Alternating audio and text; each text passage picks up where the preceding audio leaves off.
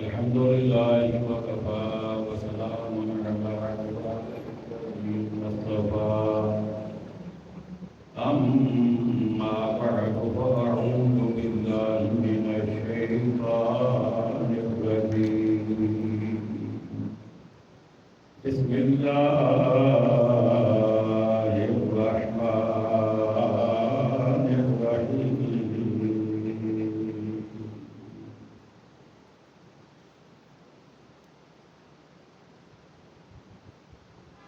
ومن أظلم ممن منع مساجد الله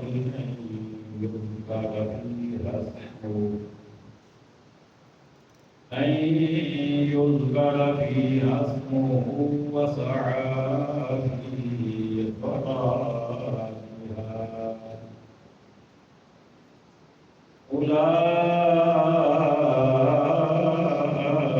أولئك ما كان لهم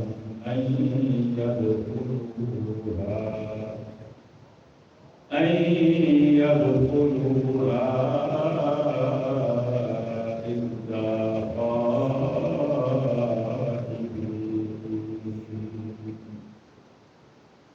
لهم في الدنيا خزي ولهم في الآخرة عذاب عظيم صدق الله مولانا العظيم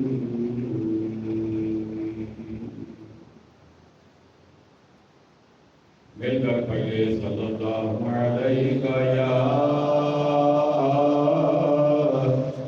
رسول اللہ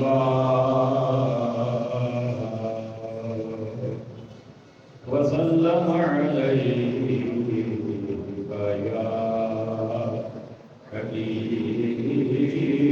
حبیب اللہ پھر پڑھیے صلی اللہ علیہ یا رسول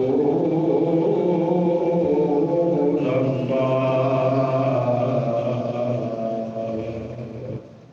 وسلم علیہ یا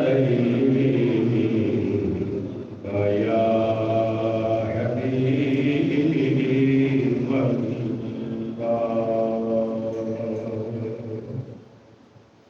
واجب صدر عزیز سامعین محتشم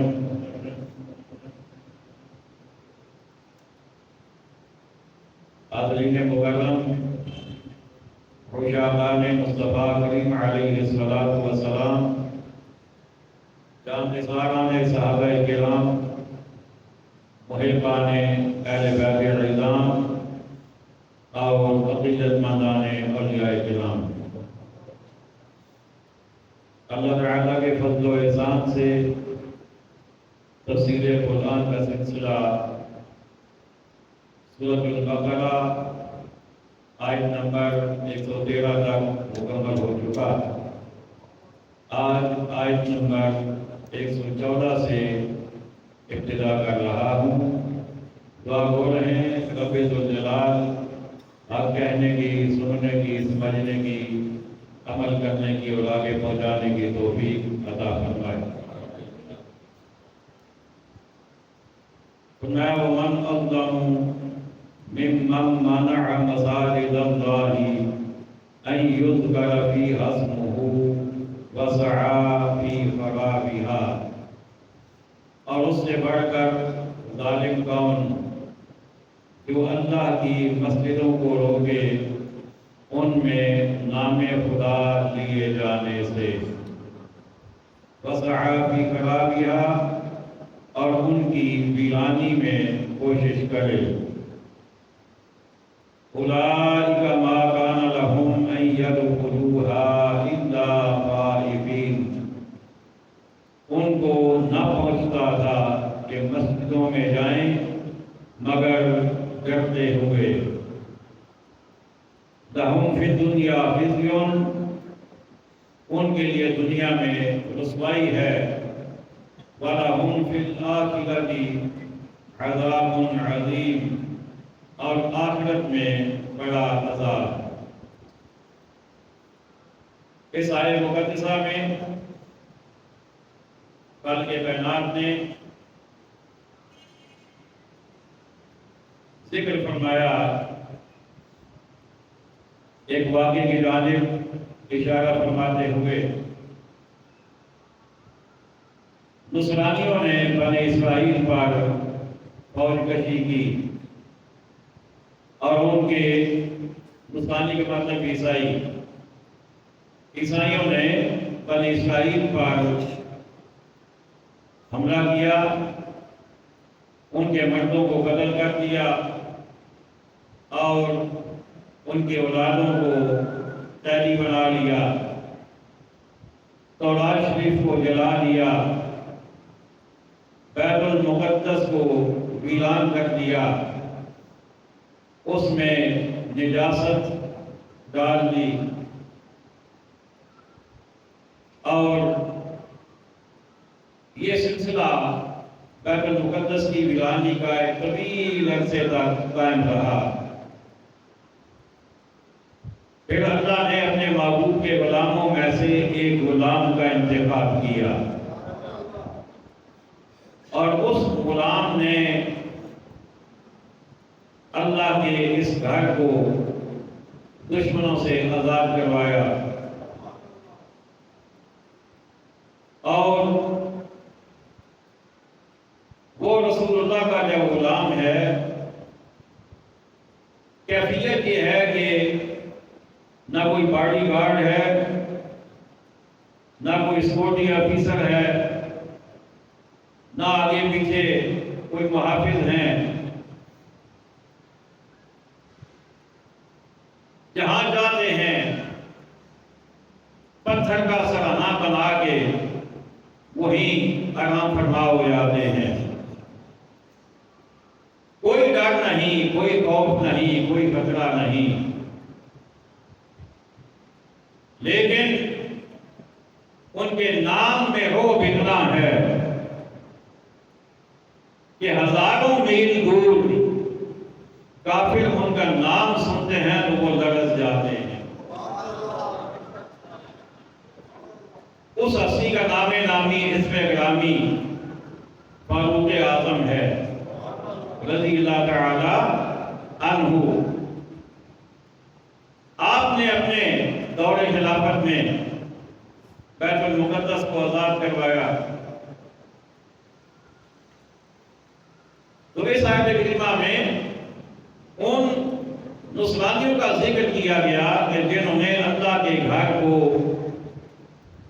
ویران کیا تھا، اس میں اللہ کی عبادت اور اللہ کے حضور سجدہ ریزی کے معاملے میں رکاوٹ ڈالی تھی، تو اللہ نے ان کا نام لیے بغیر فرمایا وَمَنْ أَظْلَمُ، اس سے بڑا ظالم کون ہوگا، مِمَّنْ مَنَعَ مَسَاجِدَ اللَّهِ أَن يُذْكَرَ فِيهَا اسْمُهُ، اس سے بڑا ظالم کون ہوگا جو اللہ کے گھر میں اللہ کا نام لینے سے روکے، اللہ کا ذکر کرنے سے روکے۔ اب اللہ کا ذکر، اللہ کا نام، اس میں تلاوت کلام الہی بھی ہے، اس میں نعت خوانی بھی ہے، اس میں واعظ بھی ہے، اس میں نصیحت بھی ہے، اس میں درس قرآن بھی ہے، اس میں درس حدیث بھی ہے، یعنی ہر قسم کا ذکر جو اللہ کی ذات کے لیے کیا جا سکتا ہے، اس ذکر سے اگر کوئی روکتا ہے، وہ آج کے دور میں بھی اگر کوئی ہو تو اسے اسی آیت کے ضمن میں ظالم کہا جائے گا، وہ ظالم قرار پائے گا۔ لیکن اس میں بھی اعتدال کی ضرورت ہے۔ اعتدال یہ ہے کہ ہماری مسجدوں میں بعض ایسے بھی حالات دیکھنے میں آئے ہیں کہ ایک بندے کو بڑا شوق ہے سپیکر پہ اللہ کا ذکر کرنے کا، صبح کی اذان سے آدھا گھنٹہ پونا گھنٹہ پہلے اٹھ کر سپیکر آن کر کے اس پہ نعتیں پڑھنا شروع کر دینا یا کوئی اور ذکر شروع کر دینا۔ تو اب اگر کوئی روکے تو یہ کہنا کہ دیکھو جی یہ اللہ کے ذکر سے روکتے ہیں،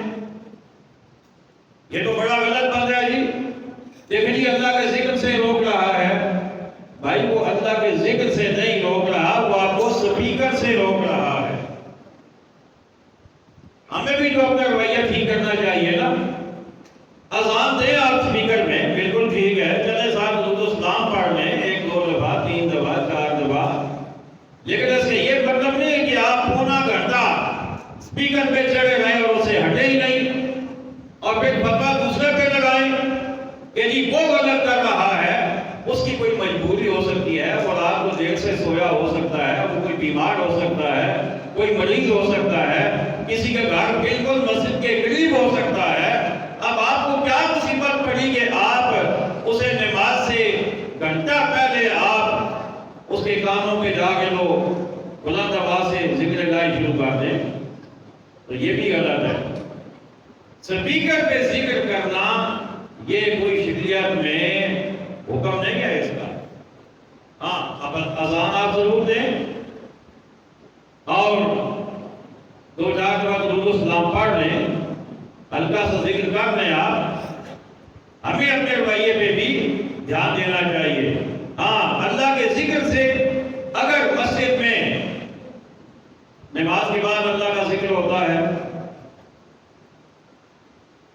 فرض نماز کے بعد، اور یہ سنت ہے آقا علیہ السلام کی، باقاعدہ حدیث پاک میں الفاظ موجود ہیں کہ آقا علیہ السلام فرض نماز کے بعد بلند آواز سے ذکر کرتے تھے.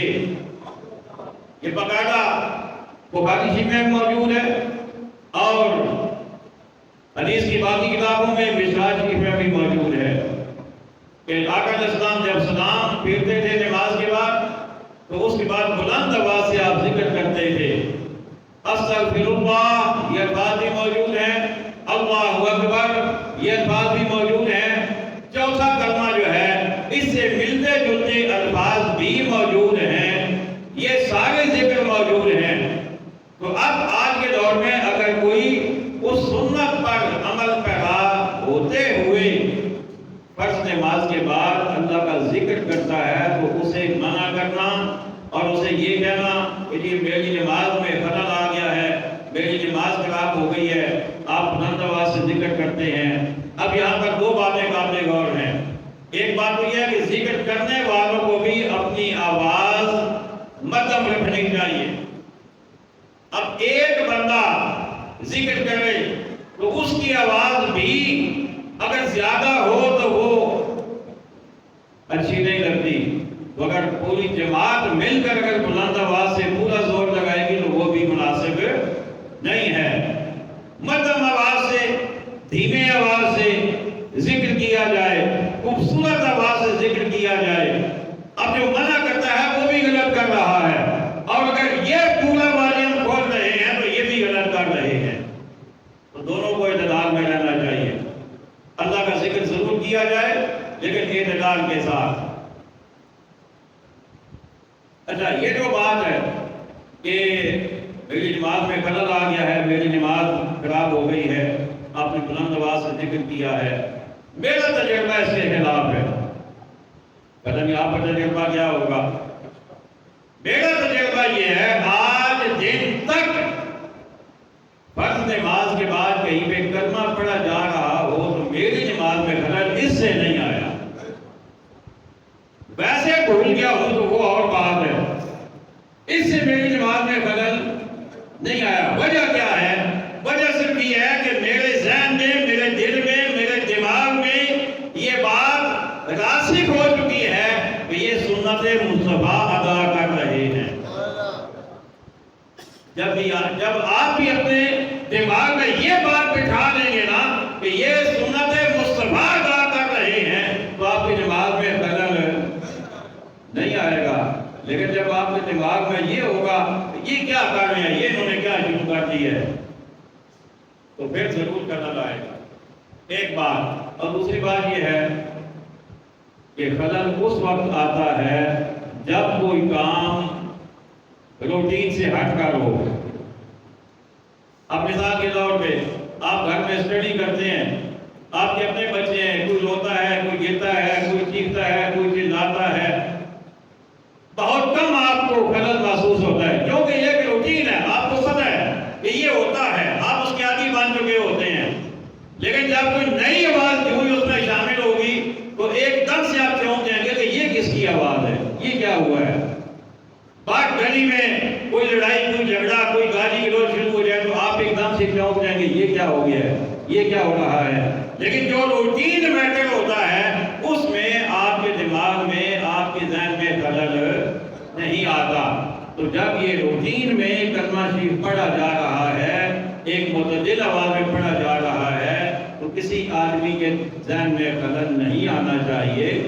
اس کو روکنا یہ اللہ کے ذکر سے روکنا ہے۔ وَسَعَى فِي خِرَابِهَا، اور اس کی ویرانی میں کوشش کرے، یعنی اللہ کے گھر میں، مساجد کو ویران کرنے میں۔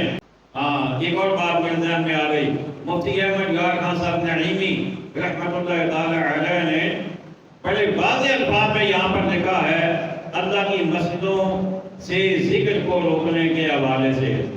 وہ فرماتے ہیں نماز کے وقت میں نماز کو تالا لگا دینا، یہ بھی نماز سے ذکر کو، مسجد میں ذکر کو روکنے والی بات ہے۔ نماز کے وقت میں مسجد کو تالا لگا دینا یہ بھی روکنے والی بات ہے۔ آپ کہیں گے لوگ پنکھے اتار کے لے جاتے ہیں، لوگ بلب اتار کے لے جاتے ہیں، اس میں جو کوئی شک نہیں ایسا ہوتا ہے، ٹوٹیاں بھی لوگ اتار کے لے جاتے ہیں، یہ سارا کچھ ہوتا ہے، لیکن اس کا یہ حل نہیں ہے کہ مسجد کو تالا لگا دیا جائے۔ اس کا ایک حل یہ ہے کہ مین حل جو ہے اس کا تالا لگا دیں، لیکن کم از کم اتنی جگہ آپ ضرور چھوڑیں جہاں پر کوئی مسافر آ کر نماز ادا کرنا چاہے تو وہ نماز ادا کر سکے، چاہے وہ مسجد گلی کی ہے، چاہے وہ روڈ کی ہے، چاہے کوئی بھی ہے، کم از کم اتنا ضرور ہو، اتنا پورشن اس میں ضرور ہو۔ مجھے خود کئی دفعہ یہ معاملہ پیش آیا کہ نماز کا وقت آدھا پونا گھنٹہ بعد جائیں تو تالا لگا ہوتا ہے بہت ساری مسجدوں میں، بلکہ باقاعدہ بورڈ لگے ہوتے ہیں کہ جی نماز کے پونا گھنٹہ بعد تالا لگا دیا جائے گا۔ بھائی آپ تالا لگا دیں تو جس نے نماز پڑھنی ہے بیچارے نے وہ کہاں جائے گا؟ جس کا گھر قریب ہے وہ تو اپنے گھر چلا جائے گا، لیکن جو مستری ہے، جو مزدور ہے، جو ویلڈر ہے، جو دکاندار ہے، وہ نماز کہاں ادا کرے گا اگر وہ لیٹ ہو گیا تو اس لیے اس کا یہ حال نہیں ہے۔ مین حال اپنا الگ رکھیں، جہاں آپ کا قیمتی سامان ہے اسے تالا لگائیں، لیکن اس سے باہر کم از کم اتنی جگہ ضرور اوپن رکھیں جہاں پر کوئی آدمی نماز ادا کر لے۔ اور دوسری بات یہ ہے اگر زیادہ ہی مسئلہ ہے تو پھر سیکورٹی گارڈ رکھ لیں جو نگرانی کرے، لیکن نماز کا جو معاملہ ہے اسے ڈسٹرب نہ کریں۔ یہ اس آیت کے مطابق یہ خلاف ورزی ہو رہی ہے۔ وَسَعَى فِي خِرَابِهَا، اور اس کی ویرانی میں کوشش کرے، مسجد کی ویرانی میں۔ اب علماء نے یہاں پر یہ بھی لکھا ہے کہ ایک محلے میں ایک مسجد ہے اور اس میں اتنی گنجائش ہے، مسجد اتنی بڑی ہے کہ پورے محلے کے نمازی اس میں بسہولت نماز ادا کر سکتے ہیں۔ اگر جامع مسجد ہے تو جمعہ بھی اس میں ادا کر سکتے ہیں، کوئی پرابلم نہیں ہوتی۔ تو پھر اگر اسی کے ساتھ ایک اور مسجد بنا دی جائے بغیر ضرورت کے، تو وہ فرماتے ہیں یہ بھی مسجد کی ویرانی کا سبب ہوگا۔ ہاں ضرورت ہے وہ ضرور بنائیں، لیکن شوق میں کہ ہم اپنی مسجد الگ بنائیں گے۔ عام طور پہ ہمارے یہاں کیا ہوتا ہے، مسجد کمیٹی ہے، اس میں 2-4 چودھری ہیں، کچھ راجی ہیں، کچھ جنابی والا اور بڑے بڑے حضرات ہیں، اور جب ان کا آپس میں کوئی اختلاف ہو گیا نا، 2 چودھری ادھر ہو گئے، 2 چودھری نے کہا ہم اپنی مسجد الگ بنا دیں گے، اسی محلے میں اسی گلی میں ایک مسجد اور بنا دی۔ اختلاف آپس کا اور بانٹ دیا لوگوں کو، یہ بالکل غلط ہے۔ آپس کے اختلافات کو دین خراب کرنے کے لیے استعمال نہ کریں۔ اگر مسجد اتنی ہے کہ اس میں محلے کے سارے نمازی آ سکتے ہیں، جمعہ بھی ہو سکتا ہے، کوئی پرابلم نہیں ہے، تو مسجد نہ بانٹیں، مسجد وہی رہنے دیں، اپنے آپ کو پیچھے کر لیں۔ یہ بھی مسجد کو خراب کرنے والی بات ہے، آبادی اس کی ویرانی کا سبب بننے والی بات ہے۔ اولئک ما کان لهم ان يدخلوها الا خائفین، ان کو نہ پہنچتا تھا کہ مسجدوں میں جائیں مگر ڈرتے ہوئے۔ یہاں پر علماء نے یہ لکھا ہے کہ ویسے تو یہود و نصارہ ان کا مسجد میں آنا یہ منع ہے، انہیں منع کیا گیا ہے وہ ہماری مسجدوں میں آئیں، اس لیے کہ ان کا مسجد کے ساتھ تعلق ہی کوئی نہیں ہے، کوئی ان کا تعلق ہی نہیں ہے، لیکن اگر بامر مجبوری کسی خاص وجہ سے انہیں آنا پڑ جائے تو پھر وہ یوں آئیں کہ ڈرتے ہوئے آئیں، ان کے ساتھ جھکے ہوئے ہوں، ان کے دل میں خوف الہی ہو اور وہ ڈرتے ہوئے مسجد میں آئیں۔ لیکن اگر کوئی مسجد کی خرابی اور مسجد کی ویرانی کی کوشش کرے گا تو رب فرماتا ہے لَهُمْ فِي الدُّنْيَا خِزْيٌ، ان کے لیے دنیا میں رسوائی ہے، وَلَهُمْ فِي الْآخِرَةِ عَذَابٌ عَظِيمٌ، اور ان کے لیے آخرت میں بڑا عذاب ہے۔ یعنی دنیا میں بھی ذلت اور آخرت میں اس سے بڑی ذلت۔ اس لیے مسجدوں کو غیر آباد اور ویران کرنے سے ہمیشہ بچنا چاہیے۔